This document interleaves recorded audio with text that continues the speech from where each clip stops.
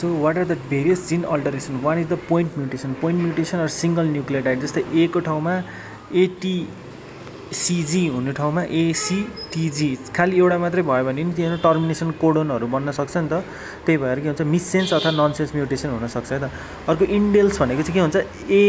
एउटा मात्रै छ भने अर्को ए पनि थपिने कि small duplication of the consecutive nucleotides हैन त्यो भने इन्सर्सन हो अथवा के हुन्छ डिलिसन हो जस्तै युयु भइदिन्छ नि त त्यसले गर्दा के हुन्छ डिलिसन भयो भने द्याट इज इन्डेल्स जस्ट वान मात्रै भयो भने चाहिँ द्याट इज इन्डेक्स अथवा इन्डेल्स है त अब कपी नम्बर भने चाहिँ एम्प्लिफिकेसन लार्ज डुप्लिकेसन के एउटा मात्रै नभएर के हुन्छ इन्टायर एक्जन्स नै के हुन्छ डुप्लिकेसन भइदिनु त रिएरेन्जमेन्ट अथवा स्ट्रक्चरल भनेको चाहिँ के हुन्छ translocation or inversion that results from the break points between the multiple क्रोमोजोम्समा के हुन्छ or within the single chromosome fusion of the genes भयो भने चाहिँ that is the rearrange chromosome पुरै के हुन्छ रिएरेन्जमेन्ट हुने यसरी गइरहेपछि यसरी आउनु पर्नेमा यसरी गइरहेको छ यसरी नै भन्दा द्याट इज क्रोमोजोमल रिएरेन्जमेन्ट है त so types of genetic defects कसरी गर्ने भन्दा चाहिँ म्युटेसन डिफेक्ट भने या त स्पेसिफिक जिन टेस्ट गर्न सकिन्छ हैन स्पेसिफिक जिन टेस्ट गर्न सकिन्छ या त पुरै स्पेसिफिक जिन प्यानल्स नै हेर्न सकिन्छ है त विथ द भेरी अथवा तिम्रो होल जिनोम नै के हुन्छ सिक्वेन्सिङ अथवा होल एक्जाम सिक्वेन्सिङहरू नै के हुन्छ लाइक एनजिएस नेक्स्ट जेनेरेसन सिक्वेन्सिङहरू लाएर हामीले हेर्न सकिन्छ है त अनि नेक्स्ट भने फार्माकोजेनेटिक जस्तै के हुन्छ ड्रगको रेस्पोन्स हेर्नेलाई चाहिँ के हुन्छ फार्माकोजेनेटिक अर्को के हुन्छ जिनोटाइप नै हेर्न सकिन्छ त एलएल एए बीबी हुन्छ नि त्यो चाहिँ के हुन्छ जिनोटाइप प्यानल नै हेर्छ अदर कम्प्लिमेन्ट्री एप्रोच भनेको चाहिँ के हुन्छ अब हामीले के हुन्छ यो न्युक्लियस भयो भने चाहिँ के हुन्छ अब न्युक्लियसको के हुन्छ डिएनए हुन्छ डिएनएले आरएनए बनाउँछ त्यसलाई के हुन्छ ट्रान्सक्रिप्सन भन्छ हैन आरएनए सिक्वेन्सिङ हेर्ने त्यसलाई के हुन्छ ट्रान्सक्रिप्टोमिक्स भन्छ है त ट्रान्सक्रिप्टोमिक्स है त अब के हुन्छ आरएनएले प्रोटिन बनाउँछ त्यसलाई के हुन्छ प्रोटियोमिक्स भन्छ प्रोटिनले गर्दाखेरि डिफ्रेन्ट मेटाबोलिजमहरू हुन्छ त्यसलाई के हुन्छ मेटाबोलिक प्रोफाइल्स अथवा लिपिड्सहरू बढाउनलाई के हुन्छ मेटाबोलिक्स अथवा लिपिडोमिक्स पहिल्यै सुरुमा के हुन्छ डिएनएमै के हुन्छ मिथाइलेसनहरू हेर्ने हो भने चाहिँ द्याट इज कल्ड दि एपिजेनोमिक्स सबैभन्दा माथि है सबै तल हेरिसकेपछि के हुन्छ सबैभन्दा माथि हेऱ्यो भने चाहिँ द्याट इज के हुन्छ एपिजेनोमिक्स है त यति कुरा याद गर्नु पर्यो है त DNA to RNA RNA to protein protein to metabolic profiles त्यसपछि अनि सबैभन्दा माथि भने चाहिँ डिएनए मोडिफिकेसन डिएनए प्रोफाइलहरू हेर्नेलाई चाहिँ के भन्छ द्याट इज डिएनए मिथाइलेसन भन्छ है त सो अब कमनली युज भने के हुन्छ पिसिआर युज गर्छौँ अथवा तिम्रो स्याङ्गर डाइडिडक्सी सिक्वेन्सिङ यसमा चाहिँ के हुन्छ स्याङ्गर भने चाहिँ के हुन्छ चारवटा डाइडिडक्सी भने चारवटा 1 2 3 4वटा है त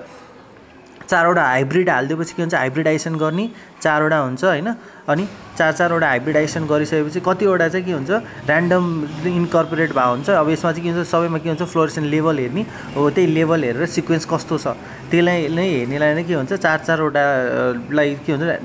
हाइब्रिडाइजेसन गरेर हेर्नेलाई नै के भन्छ that is called the Sanger dideoxy screening भनेर भन्छ अनि nucleotides are measured using the fluorescence spectroscope है त अब पाइरो सिक्वेन्सिङ भनेको चाहिँ के हुन्छ नि त्यही अब टार्गेटेड रिजनमा चाहिँ के हुन्छ अननोन म्युटेसन छ भने चाहिँ तिमीले के हुन्छ अब जस्तै तिम्रो बेसिस इन यो लुसिफरेज अपाइरेज हैन अनि एडिनोसिन 5 पाइरोफोस्फेटहरू युज गरेर चाहिँ के हुन्छ प्राइमरहरूलाई के हुन्छ हाइब्रिडाइज गर्ने द्याट इज कल्ड द के हुन्छ पाइरोफोस्फेट अनि त्यसपछि केमिकल रियाक्सनहरू जेनेरेट हुन्छ त्यो भएपछि अर्डर अफ कतिवटा न्युक्लियोटाइड एडिसन भएको छ त्यही अनुसार हेर्नेलाई चाहिँ के हुन्छ पाइरोफोस्फेट नेक्स्ट जेनेरेसन सिक्वेन्सिङ भने I will be dealing later FISH र DNA microarray I will be dealing later है त्यो तीनटा चाहिँ भेरी भेरी इम्पोर्टेन्ट थिङ त्यही भएर नेक्स्ट भने इम्युनिस्टोकेमिस्ट्री भन्नै परेन अलरेडी एन्टिबायोटिक वाइ छ दिस इज एन एन्टिबडी हो अनि के हुन्छ एन्टिबडीले के हुन्छ एन्टिजेन डिटेक्सन गर्नको लागि हेल्प गर्ने इम्युनिस्टोकेमिस्ट्री है त अब नेक्स्ट भने अब जेनेटिक टेस्टिङमा के हुन्छ ब्रेस्ट क्यान्सर है त ब्रेस्ट क्यान्सरमा चाहिँ के हुन्छ प्रेडिक्टिभ फ्याक्टर भनेको चाहिँ के हुन्छ ट्रिटमेन्ट रेस्पोन्स होइन प्रोग्नोसिस भने चाहिँ पेसेन्टको कति चाहिँ बाँच्न सक्छ प्रेडिक्टिभ फ्याक्टर भने चाहिँ ट्रिटमेन्ट रेस्पोन्स कतिको प्रेडिक्ट गर्न सक्छ है त ट्रिटमेन्ट है that is the predictive marker है त अब टिस्यु मार्करहरू नै हर्टु एक्सप्रेसनहरू कतिको भएको छ होइन त्यही ब्रेस्ट क्यान्सरमा के हुन्छ एस्ट्रोजन प्रोजेस्टेरोन र के हुन्छ हर्टुको हेर्नेलाई नि के हुन्छ जिनोटिप एक्सप्रेसन चाहिँ किन भन्दा त्यो अनुसार चाहिँ के हुन्छ मोलिकुलर क्लासिफिकेसन छ हामीलाई थाहा छ नि त होइन ल्युमिनल सबटाइप्स अथवा हर्टु पोजिटिभ हर्टु नेगेटिभ होइन त्यसपछि ल्युमिनल एबी अनि त्यसपछि बेसल ल्युमिनल भन्नेवाला हिजो हामीले पढेको त्यही नै हो त्यही भएर विल नट गो मच है त अब नेक्स्ट भने के हुन्छ अब त्यस्तै गरेर तिम्रो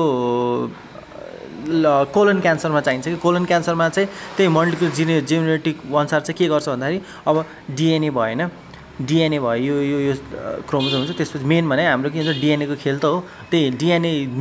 मिसम्याच रिपेयर भएको छ कि अथवा तिम्रो मिथाइलेसन डिएनए के हुन्छ मिथाइलेसनको प्रब्लम, मिथाइलेसनले गर्दाखेरि पनि के हुन्छ मिसम्याचमा प्रब्लम गर्छ। या त डिएनए आफै मिसम्याच भएको छ कि मिथाइलेसन भएको छ, या त तिम्रो अब होल क्रोमोजोममा नै के हुन्छ इन्स्टेबिलिटी छ भने that is the molecular classification है त। क्रोमोजोम इन्स्टेबिलिटी अथवा डिएनए मिसम्याच रिपेयर अथवा के हुन्छ डिएनए मिथाइलेसन विच कजेस दि हाइपरमिथाइलेसन भए पनि हाइपरमिथाइलेसन भए पनि अथवा पोलिप पाथवेहरू छ भने चाहिँ it causes the mismatch repair जिनमा प्रब्लम आउनु भयो भने दिस आर द 3। अब क्रोमोजोमल इन्स्टेबिलिटी भनेको चाहिँ के हुन्छ गेन र लस अफ म्युटेसन हुन्छ होइन। अनि जसले गर्दाखेरि तिम्रो के हुन्छ अब प्रमोटिङ पाथवे इन अन्कोजिनमा के हुन्छ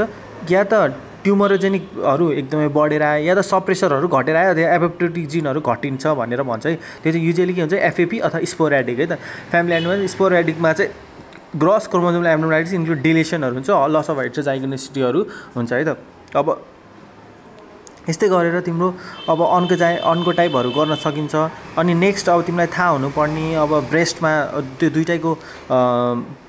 कोलन र ब्रेस्टको मोलिकुलर क्लासिफिकेसन थाहा भइसकेपछि यो च्याप्टरमा थाहा हुनु पऱ्यो। जस्ट तिम्रो सर्कुलेसन अथवा लिक्विड बायोप्सी भयो भने चाहिँ यदि एकदमै म्याक्सिमम छ भने चाहिँ it is associated with the poor prognosis है त। अनि नेक्स्ट भनेको तिम्रो अब जर्म लाइन टेस्टिङ भनेर के देखिन्छ भन्यो भने चाहिँ BRCA1 र BRCA2 चाहिँ के हुन्छ जर्म लाइन टेस्टिङ हो, जसले चाहिँ तिम्रो म्युटेसन भयो भने चाहिँ दिस इज भेरी डिफिकल्ट भनेर देखाउँछ। So with this I'd like to